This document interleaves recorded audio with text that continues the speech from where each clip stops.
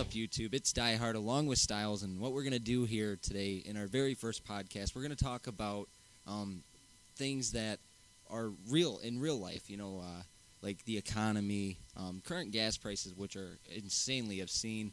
Insane. Exactly. And we're going to talk about a little subject that is very touchy that most people won't talk about because they're afraid that people won't like them, and that is racism.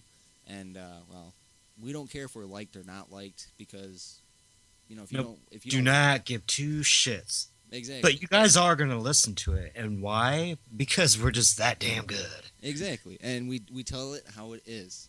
And, first and foremost, I want to talk about the gas prices because that is probably one of the biggest horrible things that can happen. I know Styles doesn't drive because he's a smart man, so he saves hundreds of dollars every month. Yeah, and you know what? It's a good thing that I don't drive. You know why?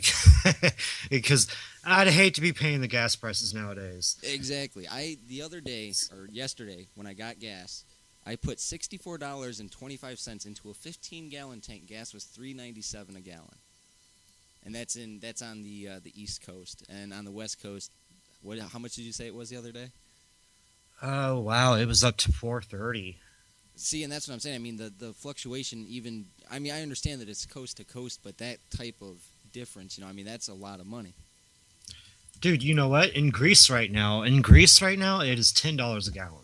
That is in crazy. Greece. That is crazy. That's crazy. And then, and almost hand in hand with the gas prices is, partially what's going on with the economy right now, like the whole workforce...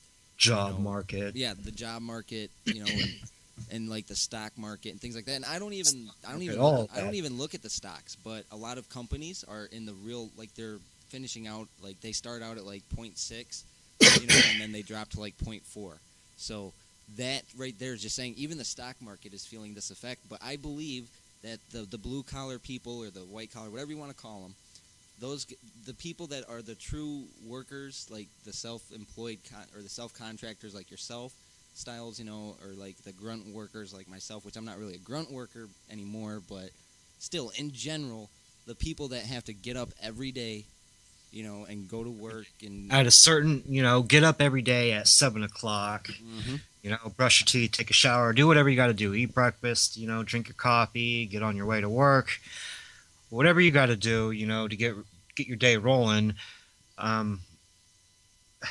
Basically, it's rough right now. There's very little work due to the economy, and what is it that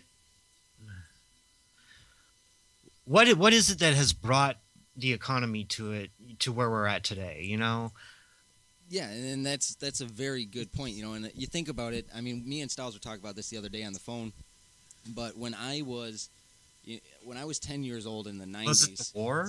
I don't even think it was partially the war, I guess, is to blame, but like we were talking about in the 90s, when I was growing up, my dad, his trick of the trade was tool and die making, and they always had, jobs for those tool and die makers, and even if there wasn't a job for tool and die making, he could go somewhere.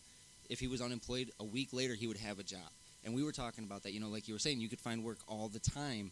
All the time. Back in the 90s, late 90s, mid 90s, I could find work anywhere, within a week. Exactly. And now it's like we were saying, it takes 3 or 4 interviews, before you get a job.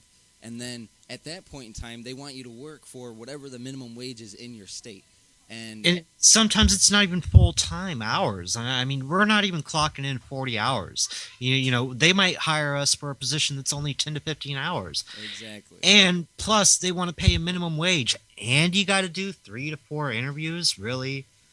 And then to top it up, and I speak from experience on this because when I worked at my brother's pizza restaurant, he'd always hire people in at minimum wage. And he would give them these laundry list of, job tasks. And it was so much overkill because they should have been getting paid more than what they were. I mean, I can understand if they're, a lazy, worthless piece of crap and they don't do what they're supposed to do. But when you give them jobs that they should be getting paid like $9 or $10 an hour to do, then you should pay them, what they're doing or what you should be paying them for what they're doing. Exactly. Yeah, I see your point. And that was the big thing. Like when I worked at my brother's restaurant, he didn't pay me to be a manager. He paid me, like a dishwasher's wage of minimum wage, and I survived on it for 3 years. And it is extremely hard to survive on such a low amount of money. But I guess if you really have the mindset to really make it so that you can survive, then you'll do it. But it shouldn't be like that. Business owners, and I understand that with them being small business owners, they're trying to cut corners and trying to save as much money as possible because the rich didn't get rich by spending money. No, they didn't. The rich got rich by saving. Exactly.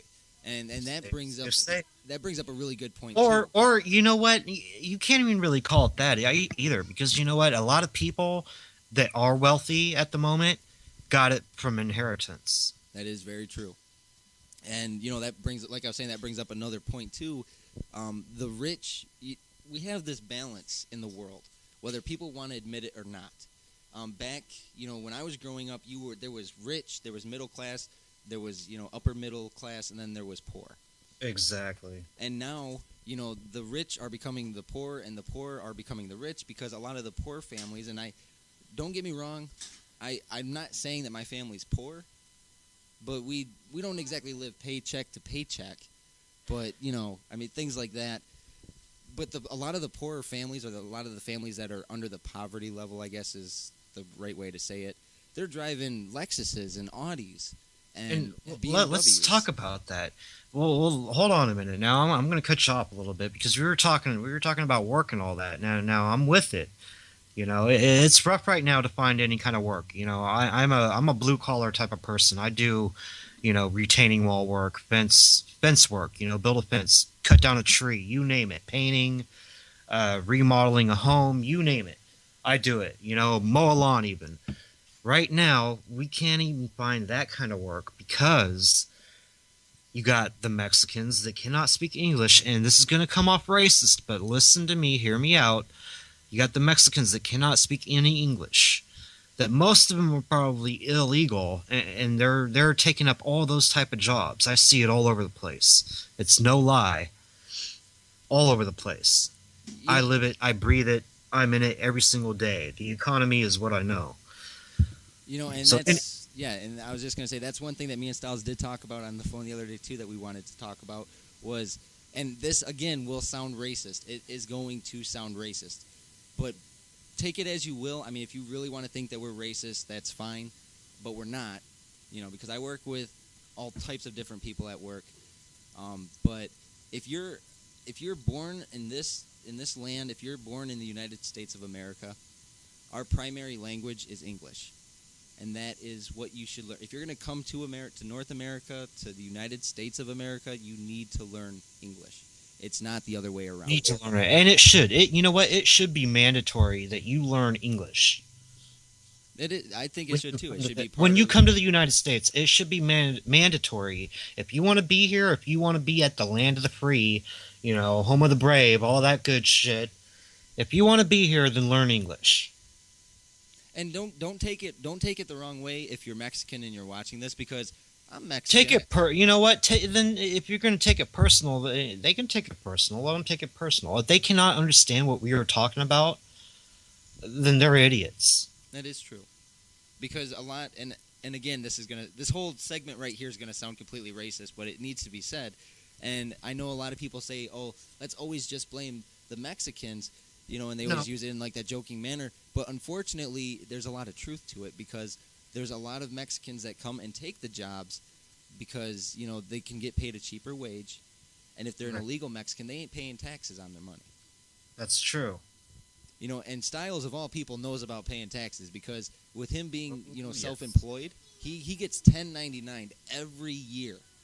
Every year. Every year if he makes too much, he's got to pay in. Every year. So imagine that. I'm not disclosing his age, but imagine that every year of your life. Imagine that every year of your life. Every year that you work, let's say this year, I know that this, I'm not saying this isn't true, but let's say that Styles had a great year. I'm 30. You know what? I'm 30 years old. Who gives a shit? Well, no, I'm just saying. Well, let's say this past year, Styles had an amazing work year where he made, $1,500 every week. Or, like $2,000 every week, all the way from January to December. Because he would break over a bracket, he would have to pay in on that money. Think of that when you want to be a self-contractor. I mean, it's a great way to do it because you can become very wealthy if you do it the right way. Yes, you can. But unfortunately, you got again, this comes back to the racism thing, but you got the Mexicans that'll do that same job, And for you know what? I'm just making it. I'm barely scraping by. And I'll tell you what, a lot has to do with people that just don't have money right now. People in general do not have the money to spend, and they do not want to spend it. Whoever does have money, they're hoarding it. Exactly, and that is, that's part of our horrible economy that we've got going on right now. And I know I did. Tell me this, not to cut you off, because I'm like I said, I'm with you. But tell me this: why is it that an African American, a black man, can get a job at Home Depot per se? And I've seen this. I was on my way up to go fill out an application at Home Depot a couple months back, and there was an African American, that worked there. He had the Home Depot vest on, the orange vest deal, and the tag that says, I am this and I'll help you out, or whatever it says now. He was outside talking on his cell phone, and I shit you not, his pants were down around his knees. You could see his boxers. He had on a big, one of those big white long tees, or whatever you would call them, whatever they wear nowadays. He had that on, and he was still on the clock. Like, he was working, and he was talking on his cell phone, like hiding out in a corner. It's like, why are companies hiring those kind of people, but they're not hiring the other kind of people? You know what I'm talking about? Oh, yeah, and that's one of those unfortunate side parts to it. It's like, again, it comes to, and we were just talking, me and Styles were just talking about this. We were just talking about it. It's reverse racism. Exactly, and what it is, what's reverse racism? Reverse racism, check it out. Exactly. You can wiki. Oop, sorry about that. Stupid cell phones. Stupid cell phones. People want to hit me up all the time.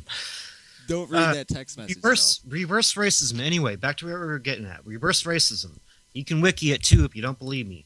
Reverse racism is real, and the definition of it is a controversial term which refers to racial prejudice or discrimination directed against the traditionally dominant racial group in society, which is the white America.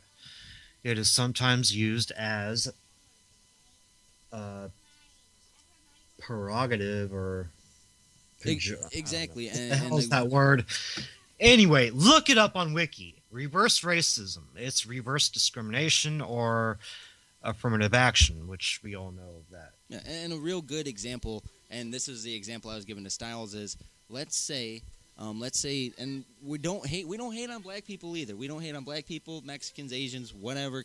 I don't even hate on Canadians, because they do have some really good, like, ham, Canadian bacon. But anyways, a good example. Let's say you have a black boss, okay, and let's say you work at McDonald's. Okay, we're gonna use McDonald's as an example, and you work in Compton, let's say, and you're this white guy. You get a job there.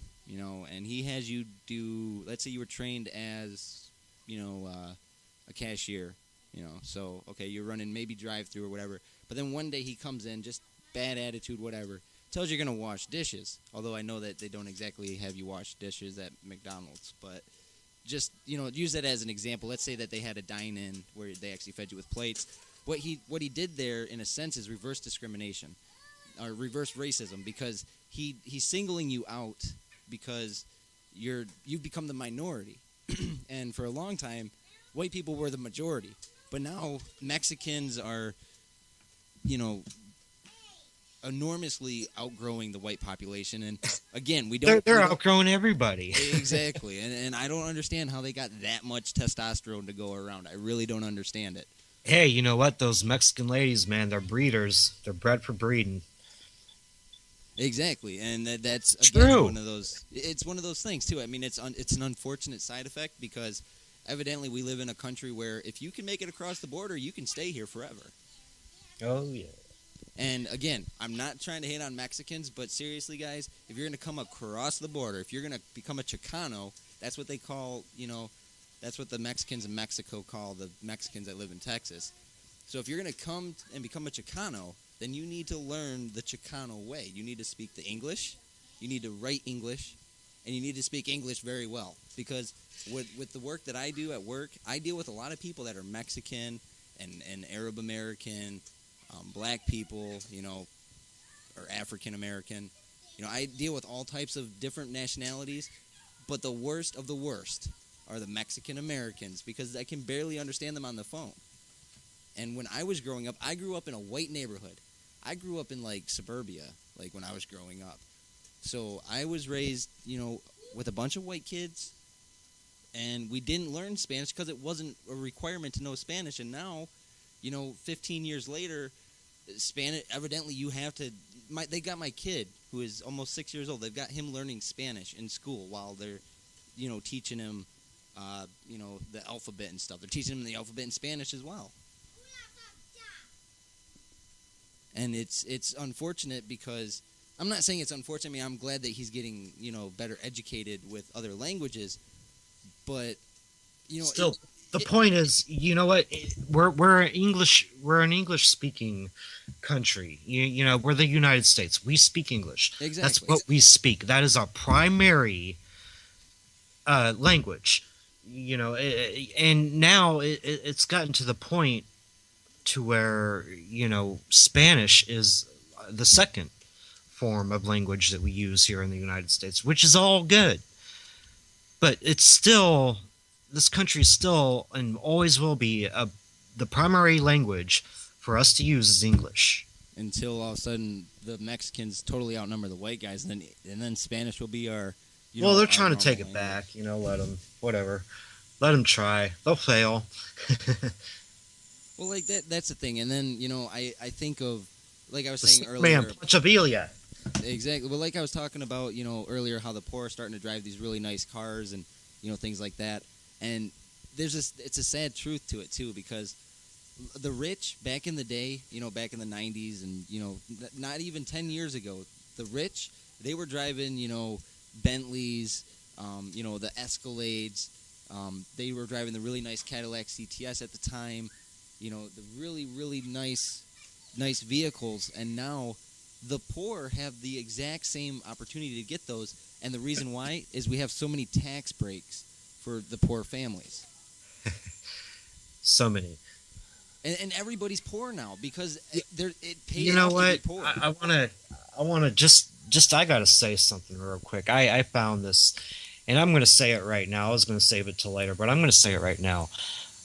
I quote, speaking of the rich people did it to themselves. This country is the way it is because not just because of the liberals, but the rich people. And reason being, Obama was a great marketing effort sponsored, and I quote, and paid for by Wall Street for the benefit of Wall Street. Exactly. Now that's just a quote. I quote that. I'm not saying it. I believe in it. I think it's true. It's extremely true. Basically, it's saying the economy is the way it is because of the rich people. Exactly, and it's bad to think about that, but for the longest time, it was so the rich people were punished for being wealthy. And that's unfortunate because you shouldn't punish somebody for being wealthy, but they got guilted so bad about being wealthy that they started giving away more and more and more and more and more to the poor. And now, like I said, the poor is becoming the rich because, they're driving everything that a rich man should drive.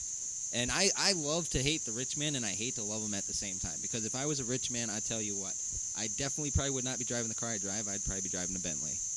I'm just saying. Luxury ride, you'd want to drive it. Fucking A. And that's one of those things, with the way our economy's going, it forces them to slash the prices on everything or jack the prices up. And unfortunately for like Cadillacs, for example, like the Escalade name, or Cadillac in general, they had to slash all their prices. So now the Escalade is extremely affordable. And I'm not trying to stereotype saying that only black men own Escalades, but only black men and black women own Escalades and Chevy Caprices, which, I got lucky when I had my Caprice because I got it from a Mexican. Go figure. But again, we don't want you guys to think that we're racist. I mean, if you really, honestly, truly think we are, then fine, whatever. I've lived 25 years of not being, really caring if somebody thought I was racist or not, because I know my personal beliefs. So, it comes down to that. We know where we stand and we know how we feel about certain situations. And unfortunately, a lot of people, that are illegal or think that they're owed something by being in the United States, they think that they're entitled, and it just doesn't work like that. Because if you really want to be considered successful, you break your back and you bust your ass every day. That's how you prove your worth. It's not how good you are at a video game or, how many classes you skipped or whatever. It's about, busting your ass. That's what it's about. And it's one of those things that so many people, and especially, that's another thing I want to talk about. The younger generations of nowadays. The younger generation? Yes. What joke. Well, that's what I'm saying. I mean, back when I was, 13 years old, my mom made me work. When I lived with my dad when I was 14, he made me do all kinds of work. And I've been working ever since, I was an early teenager. Always had to do stuff for somebody, no matter what. And I still do it to this day. But nowadays, kids it's almost as if, their parents have given up on trying to discipline their children, and they just let them do whatever the fuck they want to do. Well, parents aren't, dude. Parents aren't. So many parents people anymore. are unmoralized. It's pathetic. Nobody. It's a bunch of kids having kids. Basically, is what it all boils down to. A bunch of premarital sex, and nobody wants to be a parent. Nobody wants to take charge. Exactly, and nobody wants that responsibility in parenting their children. Exactly, and that's why the families the young families. I mean, I have a young family. I'm only 25, or going to be 25. So, I mean, and my son's almost 6. So, I mean, that tells you how when I had my child, if you can't add that he was born when I was 19, if you can't add, but yeah. So, I mean, you can definitely tell. I started out young, but we don't just give our son whatever he wants. And as he gets older, like by the time he's 10, I'm going to make his ass get a full-time job. You believe it. I'm going to make him, like, mow lawns for 40 hours a week or something. He's going to earn his keep. He's not going to be some slacker. I'm not going to raise a slacker. It just ain't going to happen. And that's how so many families are raising their kids now. They're just raising them to be lazy and slackers. None of them know the real value of $1 anymore. Because their parents are like, well, here's $25, go, do whatever, just so that they can get their kids out of their hair for a few hours, so they can go smoke their crack or, do whatever. And that is what makes me mad, because they're ruining the future generations. I mean, let's say, I'm sure if you're still watching this after 25 minutes of us talking about... You know what, I gotta kind of disagree. I mean, I agree, but then again, I disagree. You know what what is ruining is my generation. Our generation. Our generation is the people. The people are the people of our generation. A lot of people that I grew up with are either in jail or drug dealers or, did some pretty bad shit. That is true. And a lot of people of our generation, we didn't have parents ourselves. Our parents were the hippie generation, and they were workaholics. That's the biggest difference. Is the course of not a lot of them were. My parents weren't. I wasn't raised with mom and dad. I didn't have mom and dad growing up. Yeah. My mom and my dad. Well, my mom was a heroin addict, and my dad was an alcoholic, and he ran away from the law. So yeah, and they were of the hippie generation, which was premarital sex, and I'm not saying, premarital sex is bad. I don't care. I've had it. I've done it. It's bad. It's bad. It's not, it's against the Bible. It's not, the Bible way, but, I don't necessarily live my life the Bible way either. But it does feel good. It does feel good. So anyway, but it's bad for all you, wait until you're 18. Guys. Exactly. Come on. You don't need to be trying to get wait till you're wet. 18. We don't need kids having kids. That's not cool. That's not good. So anyway, I completely lost train of thought. I don't even know where I'm at. Go ahead. This public service announcement was brought to you in part by Styles of Urge Entertainment.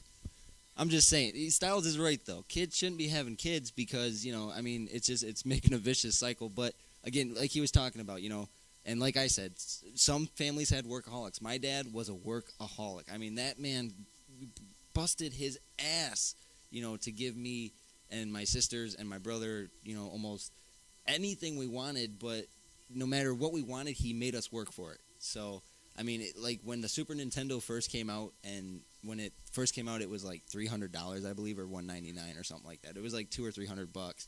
But he bought one, and he bought like 4 games with it. But we had to work like the entire summer before we got, the Super Nintendo, which, today, I mean, $300. Kids just say, "Mom, I want this," or "Dad, I want that," and then bam, all of a sudden they got the PS 720, something like that. And it's sad because the parents aren't making them really realize, what it's worth. I mean, yes, I have, both the major consoles and stuff, and I've got a higher-end capture card and a higher-end computer, but... You rich bastard. Yeah, I'm definitely rich. I probably caused myself more debt than anything, but I just... what? I don't have any of that. I don't have a PS3 anymore. I don't even have an Xbox 360 anymore, so... Yeah, go figure.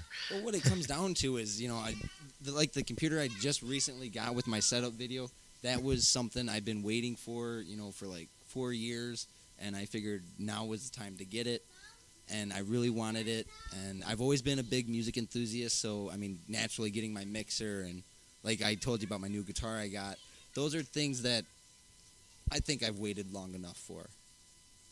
I put in my years waiting for them, and I put in the time working. I paid in my taxes, so I got my tax money back. And that's one thing, when you pay in your taxes, you get a little bit of it back every year. Just a little bit. And it goes a long way. Just a little bit.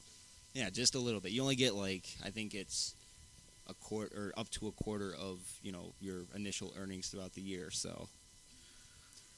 Well, how about, what? Let's talk about Obama. Oh, I would like to think of him as the Prince of Perversion. And the reason being, I'll tell you now, I did not vote, mainly because I knew that I foresaw this happening. Because it was, and don't get me wrong, again, this may sound racist, but I'm sorry, but we did not need a black man in office. We just didn't, because he doesn't know shit. I agree, but I don't. You know what? He's not. I really truly believe that Obama and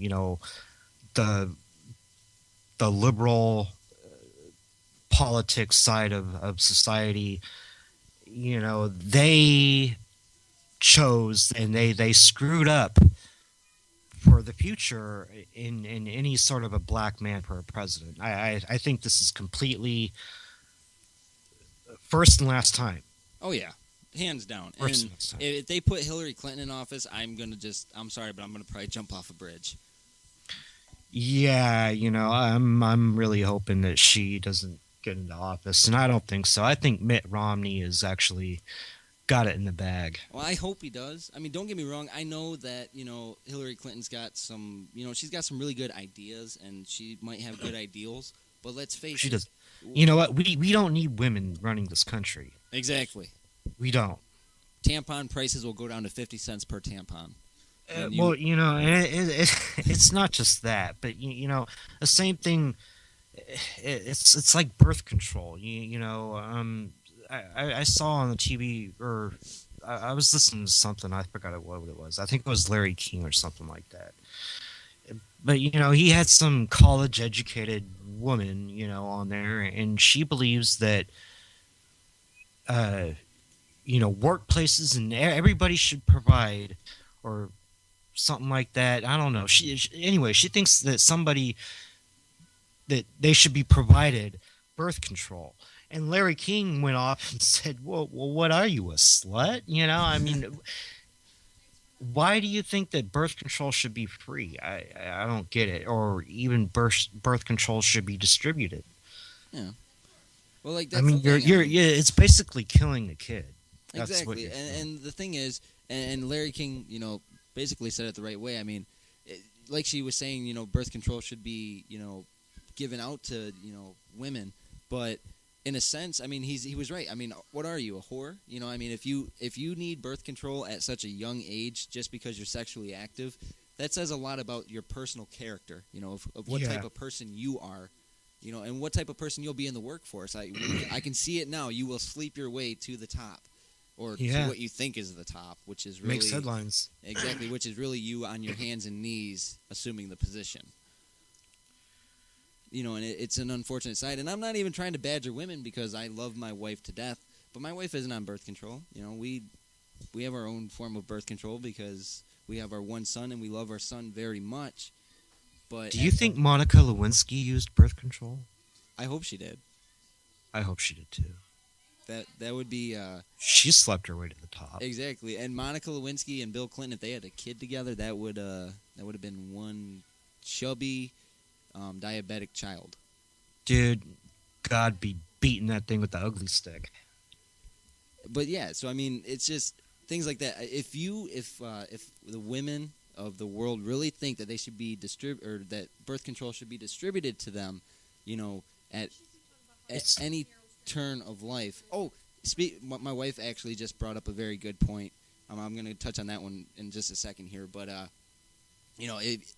it ties into the birth control.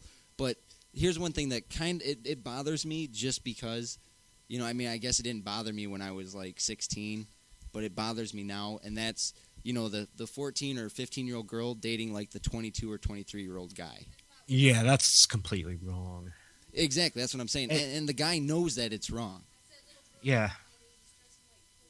And my wife just brought up, about young women dressing like they're, going to the strip club every night.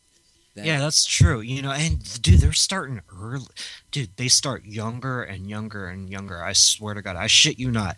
My 11-year-old cousin has his 10-year-old friend, a year younger. She's only 10. She's not even 11 yet.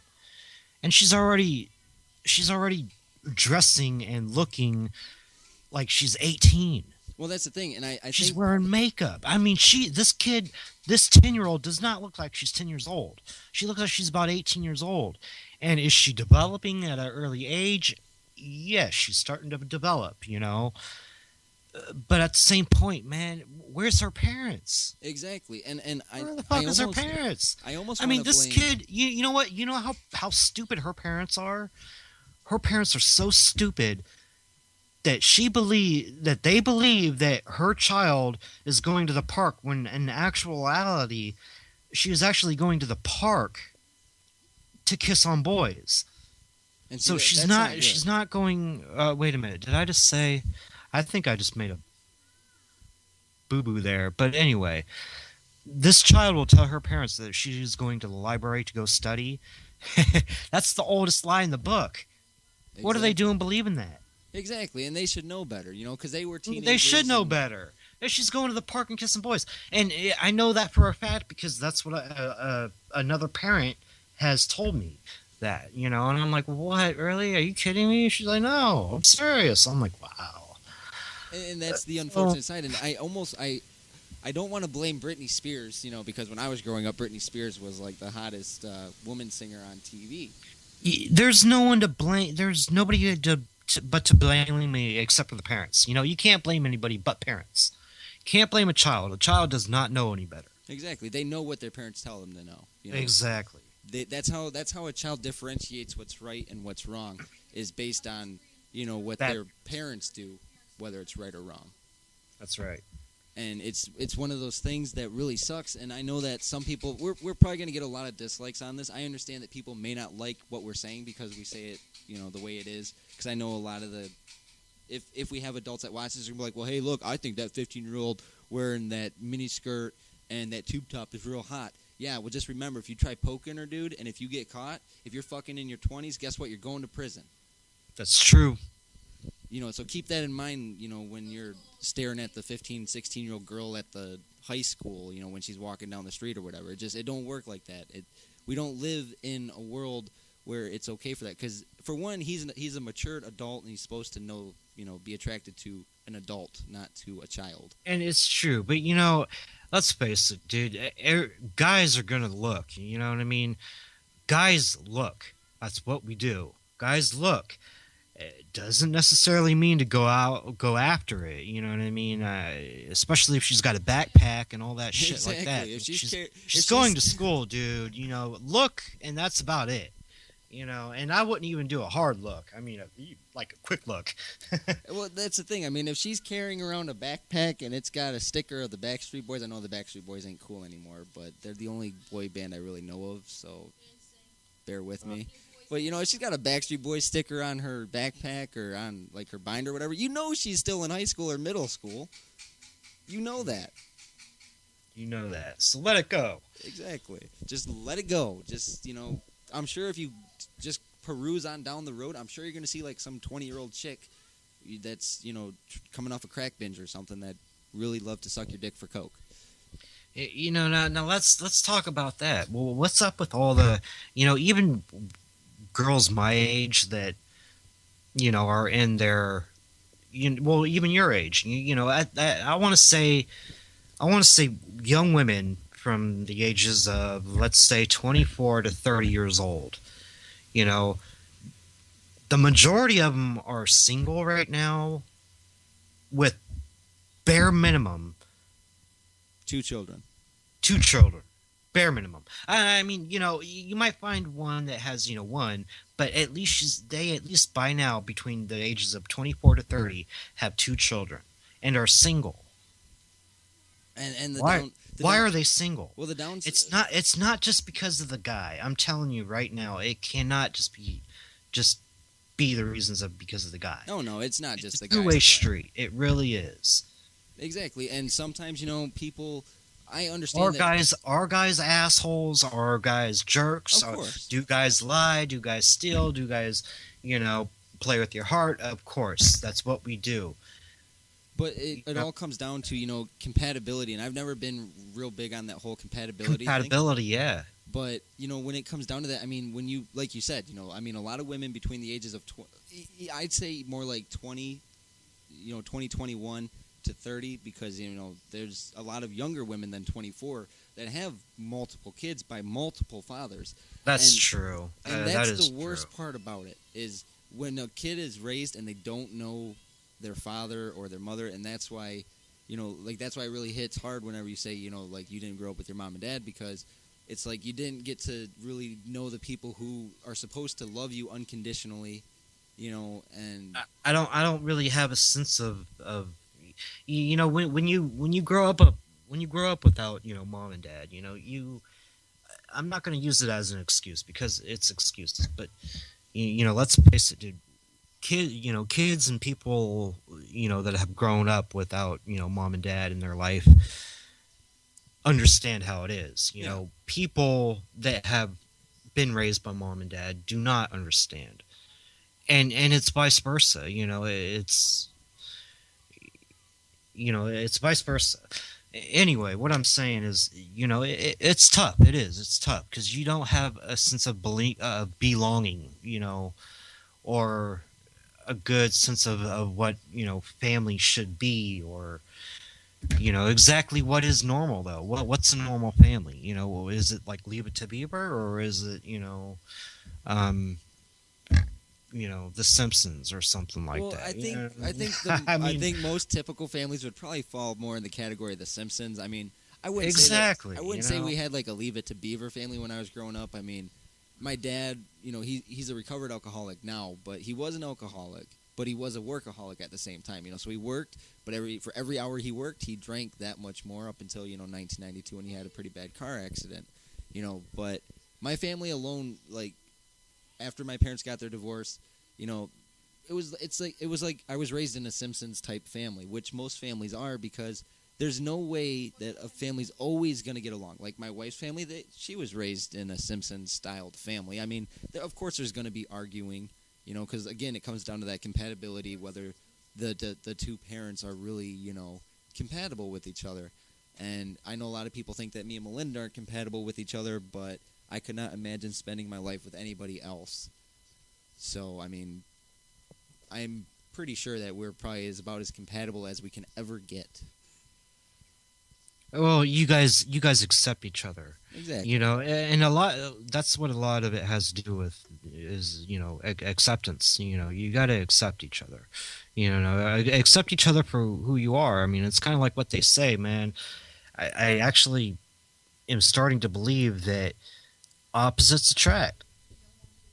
Exactly, and opposites, you know, it's true, because opposites do attract. Because when I was growing up, you know, I had the whole I want to be a bad boy thing, and for anybody that knows me, even like through Facebook or anything, they can tell I'm a very skinny guy, and I'm pretty skinny. I'm not gonna lie, I'm gaining a little bit of weight now, but dude, you're a skinny bastard. I am. I'm a very skinny guy. I'm not anorexic, but I'm pretty damn skinny. But when I was growing up, you know, I was like, you know what? I got to be this Barney badass because I got to get all the girls to like me.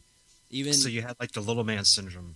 Exactly. It was like the little man syndrome because, you know, I would go around and I would try to be a jackass to every big guy that, you know, thought or that would have possibly posed a threat to, you know, my ego.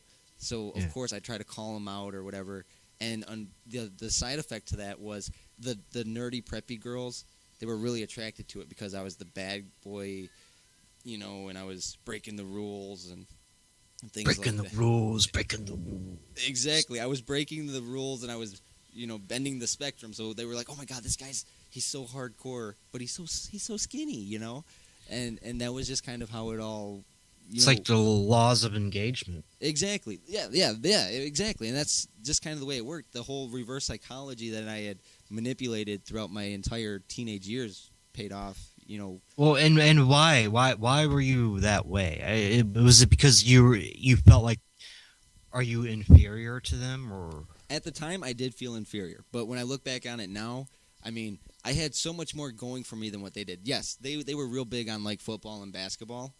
But I had the brain. So you felt out of place. Exactly, you know, because I wasn't and you were trying to fit in, and the only way you could fit in, again, that goes into, and you know what? I have a buddy that's 40 years old, that, you know, from when he was a youngster, you know, in school and stuff like that, he's always been a small guy, and he got picked on, and well, he got tired of being picked on, and eventually he started, you know, lifting some weights. Like this guy, I shit you not, dude. This guy had to go to L.A.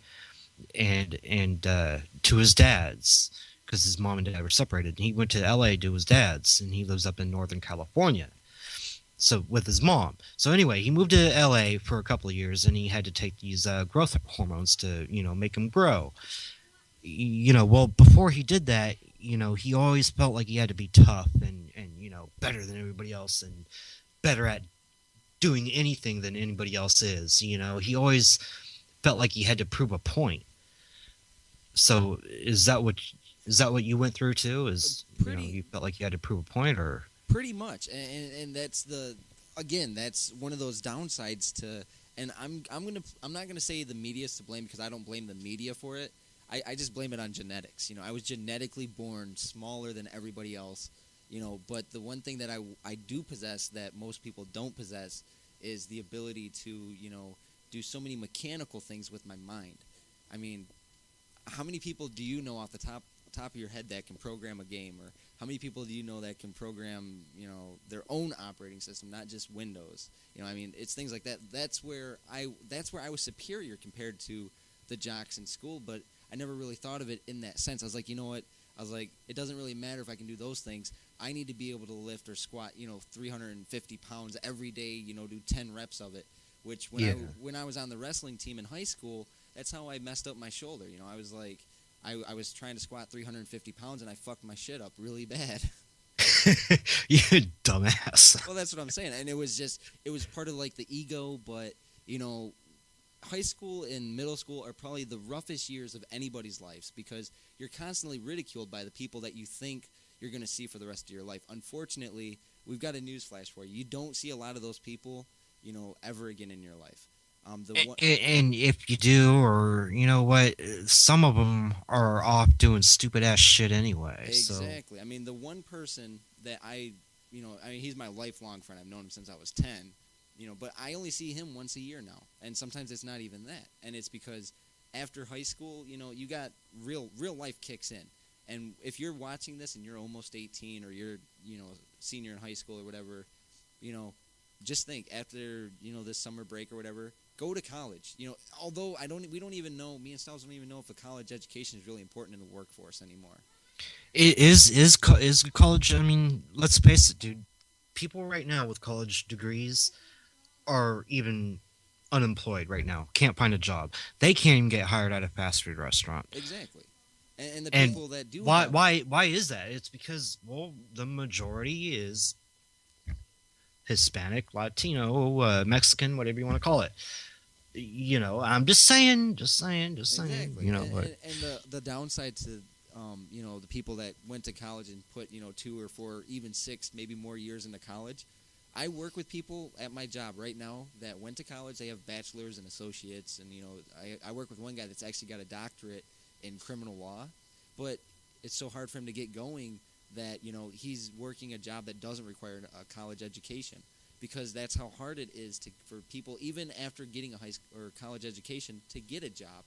And so it's at the point where when you start getting these calls from the colleges, like the online colleges, like Phoenix University or like Davenport and places like that, you're like, what, I don't really need you because the job I have, they're paying the bills or something like that. And then the people that do shell out the money to go to college, when they get finished, they're like, well, okay, now what? It's like there's nowhere to go. So what do you think about politics? Do you think you know what? To be honest with you, I want to say at about the rightful age of when I was about 20, when I turned 25, I started to see the big picture, which is the way the world is and the way the world runs is political, extremely political. By the time I was 25 is when I got, a little bit more into politics, so to speak, Now at 30 years old, I'm beginning to see how bad the liberal part of politics really is and how it affects us in a very bad way. I mean, like how the economy is right now. The way everything is right now, it's because of the liberal society. It's because they finally got their chance for change, and now they don't like it. Exactly, and that's the thing. Like with politics, I mean, whether people want to realize it or not, politics are involved in everything. Whether it's game development, music, recording, even wrestling, professional wrestling, you name it. Exactly, and it's always about how can we make the most money, and, Yep. and so then the politics really play a deciding factor in that. And that's why, and I know that we're almost at an hour now, so I mean we're gonna try to wrap it up within the next 10 minutes, so it'll be like roughly exactly an hour. But like the wrestling and politics, and I know a lot of people complain that wrestling is PG now. Look at it like this: Vince McMahon right now is making more money now than what he made at the end of the actual Attitude Era, which a lot of people have a construed idea of what the actual Attitude Era was. Styles and myself grew up during the Attitude Era watching wrestling. Like Bret the Hitman Hart, when Stone Cold first started with Austin 3:16 says, "I just whipped your ass." That is when the Attitude Era was. That was after the whole Bret Hart deal. Exactly. And then like the taper off end of the Attitude Era was before WWF turned into WWE. It was right around the time when with the whole WCW buyout thing, because the Attitude Era was gone by then. They were already ushered back in, or they were already in their PG era. Weren't they in their Ruthless Aggression or something? Yeah, like or whatever it was, or Ruthless Aggression or whatever they called it. It was just like a tapered off kind of, or it was a more extreme PG, is what it was. I mean, because they were still doing kind of the scandalous TV, but they were Right. still kind of trying to mix the family values in it. But And they toned it down. Quite exactly. And then when you compare even that to like nowadays, you know, I mean, yeah, they're kind of giving leeway with like The Rock, you know, letting him say, you know, like ass. Yeah, bitch. but still, you know, it's just not the same. Even The Rock's not the same. Like, The Rock and his promos, we're talking wrestling now. The Rock and his promos are horrible Exactly. Compared to right you now. know Compared to yesteryear. how he was. And it's almost like John Cena is actually better right now. Exactly. And speaking of being better or the best in the world, me and Styles had wanted to talk about this a couple weeks ago, but since we're on the topic of wrestling, I really want to talk about it. For a lot of people, they were like, "Oh, it's going to be Jericho," or then they were like, "Oh, it's going to be The Undertaker returning on January 2nd." Well, it was Jericho, as you know. And Jericho, in my firm belief, the best in the world, because I have been a Jerichoholic since, like, I don't know, like, what, 1996, 97, somewhere in there, when he was still Dude, wrestling he's in been WCW. around for too long. Exactly, To and but I not still be love him. considered, you know, he's even Attitude Era in itself. And in that, not to cut you off, because I know, you know, Chris Jericho is a great guy. He's, you know, yada, yada, yada. But so go ahead, you know, say what you gotta say, and then I'm gonna say my piece. Well, Chris Jericho is the Ayatollah of the rock and roll. He is the Ayatollah. He's been around forever, dude. He's wrestled in Mexico. He became famous and well known and well loved in Mexico and Japan as well. I mean, Japan as well. Yeah, you know, I mean, he took it. He wrestled all over the place, and he was wrestling, you know, between 8 to 10 times a day. You know, and every match. I mean, I don't know if people have had a chance to watch, you know, his like read his books or watch his videos. But like you said, you know, he wrestled 8 to 10 times a day, and every match, you know, they always try to do something different to make no two matches were the same. The same, yeah. And that's something that a lot of the guys that have only started wrestling in the States, they don't know anything about that because all they know is just this American wrestling, wrestling. CM Punk. Exactly. And don't get me wrong, I like CM Punk's great, you know, and it's too bad because, you know, wrestling nowadays, the reason why CM Punk hasn't gotten that opportunity or chance is because wrestling nowadays, it's almost become, you know, United States only, so to speak. You know, Exactly. Nobody's really doing much of anything. I mean, Japan, yeah, and Mexico still has their thing, but it's not as big anymore. Exactly, and I mean, I know that there's some independents out there. I know ROH and stuff where they're making a name. Yeah, ROH is cool too, you know, but that's still, it's states. Exactly. You know, TNA, states. You know, most of the independent deals right now is still statewide. It's not spread out, you know, like it used to be. It used to be, you know, dude, Japan was the thing, you know. Exactly. Who went to Japan? Who became big in Japan? Vader. Remember Vader? Yes. Vader is... I don't give a fuck what anybody says. Vader is the best big man in professional, or to have ever graced a professional wrestling ring. Exactly, and that's the main thing. Like, I still refer to wrestling he's even as... bigger than Bam Bam Bigelow. A lot of people will argue and say Bam Bam Bigelow was first before him. I'm going to disagree because Vader got that Japan atmosphere. You know, he was big in Japan before he was big in the States. Exactly, and I mean, that's one of the things. Like, I remember when, I still to this day consider, professional wrestling to be professional wrestling. I don't call them sports entertainers. I refuse to do that because even though, it's watered down compared to how it used to be, and a lot of the punches are pulled now compared to, the latter years, but I mean, they perfect an art, and professional wrestling it's quite an art to perfect because you have to be able to make it believable, and that's why when there's so many blind fanboys or whatever, and I'm not saying that UFC is bad because I watch UFC every now and then, but a lot of the guys that watch the UFC hardcore, they're like, oh, wrestling's so fake, it's scripted. It's not that it's fake; it is scripted. If you think wrestling is still real, like completely real, then you've You're been tripping. you've been living under a rock, because wrestling is scripted. It's script. The winner of the match is outcomed, already before it's even taken place. But you can't fake falling on your ass. You can't fake falling on your ass. You can't fake taking bumps. You can't fake flying off the turnbuckle into the outside. You can't fake diving over the ropes. Exactly. You can't fake any of that shit. And the real side effect to all that, and that's that your body isn't meant for that kind of impact. I don't know if many people know this, but it only takes 6 pounds of pressure to break your arm. 6 pounds. True. That's all it takes. 6 pounds. So if Styles was to hold his arm out and let somebody punch him, right in the middle of his forearm as hard as they could, it only takes 6 pounds of pressure, and it will break his arm.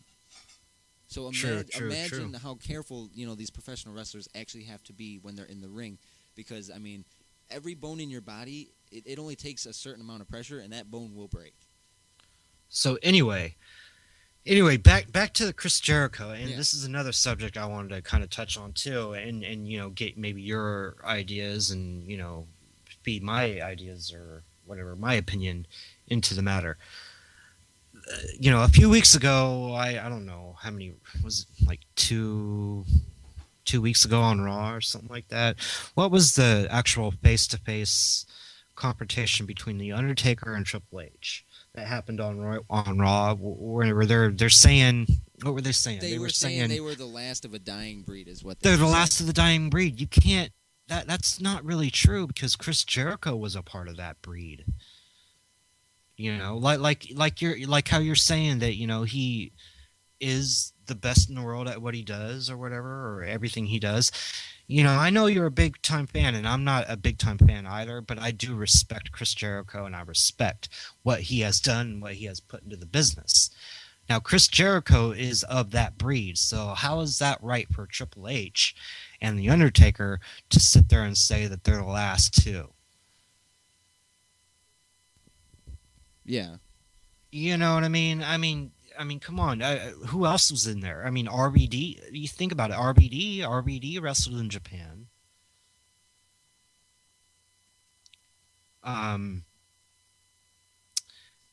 Who else? We've got. I mean, Kurt Angle. Kurt Angle came in. He's, was of the Attitude Era. You got a handful of guys still. Sting is of that era, even though he was never in WWE. I don't see it how The Undertaker and Triple H can really consider themselves the last two of a dying breed. Exactly, because they're of an era. Yeah, they're not the last two of an era, because like you said, Chris Jericho is there, and Booker T. Yeah, exactly. And although, some people said that Booker T's match wasn't good with Cody Rhodes when they had that Intercontinental title match, but for the blind fanboys that didn't realize it, Booker T was putting Cody Rhodes over. Yeah, he was putting over. And you know what? The rematch was actually okay. Booker T won. Exactly. And that's why I love the Booker man. Can you dig it, sucker? Dude, he's like 47 years old right now. Exactly, and he's still... I'm like, what? I didn't even realize that he was that old. He's 47. Yeah, I know. He's an old man, but he's good, and Terry Booker, that's what I'm going to call him, because that's his real name, Terry Booker. He's an amazing, he's an amazing talent. Exactly. He's all around. He put over Cody Rhodes, and for a good reason. Why? Because you know what? Cody Rhodes actually grew in, even though he's real homegrown WWE talent. He's put in a lot of work, and he's grown into a damn good entertainer. I find him entertaining. Yeah, he's pretty good. He's okay for being what he is. He's okay. And of course he's of the Rhodes family. Dusty and Dustin or Gold Dust, whoever you want to call him. Yeah, whatever you want to call him, you can call him whatever you want. You can call him whatever you want, but he's Dustin Rhodes, and exactly. He was in WCW before WWE, and he was great and phenomenal then. He had great matches with Sting. Mm-hmm. And then when he was first started out in WWF at the time, they had this gimmick for him, the whole pushing the whole homophobic vibe thing, which is now just a norm nowadays. But back then, he was probably one of the most feared in-ring wrestlers because of his whole homophobe, thingy, or the homophobic vibe that he would give off to the people he was wrestling. And I loved it.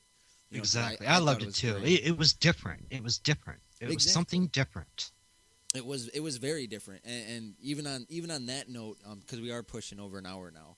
So what we're going to do is we're going to end this podcast, and we do want to do another podcast, and we would like to maybe have you guys give us some ideas of things you would like us to talk about, because I know we talked about multiple things and it was kind of uncategorized, but we kind of did this on the fly. So we did it on the fly. It's not scripted.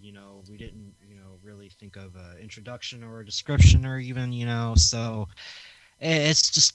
We were just winging it, man. We got on Skype and just started talking and hit record, and that's what happened. So. Exactly. And, if it comes to it, if you want to maybe jump on the Skype call with us, we can work something out between the three of us or however many, and, we can maybe have a big old conference and we can all podcast together. I mean, like me and Styles originally said before, Urge Entertainment isn't just about us. It's about everybody. And it's about you. It's about our viewers. It's about people that aren't viewing us. Exactly. And we want anybody that can go ahead and put in their 2 cents. Let us know. Give us feedback. Exactly. And again, I mean, I've said this in every video we've done. But if you are going to leave us a dislike, just let us know what you didn't like about it, so that we can go ahead and maybe fix that, because we want you to like us. But we don't know, we aren't mind readers. We won't know what you don't like if you don't tell us what you don't like. I mean, I didn't realize that my cover of The Rock's theme song or, any of the songs I didn't realize that they were that bad. I mean, I don't think they're that bad. There's just haters, that's all. That's okay. Well, I mean, I understand that there's haters. There's always going to be haters. But, that's one thing that really, really frustrates me, is that if you're going to not like something, at least say, oh, hey, say why you don't like it. Exactly. And then, just before I forget here, for anybody that's wondering how we're recording this, we aren't using the MP3 Skype recorder. I'm using my mixer, and I've got my Reaper up on my screen right now recording. So, I mean, that is the ideal way to record, not that Skype recorder, which causes audio lag, which was so, problematic with the power plant videos. So, like I said, to anybody who's serious about the recording, get a mixer. Use an XLR mic, not a stupid USB mic. And on that note, you know what? We're going to cut it off. Everybody, peace and hair grease. I'm DieHard. We will catch you next time around. He's DieHard. I'm Styles. He's the big bald monkey. Yeah. And this is Urge Entertainment. Bitch! Bitch!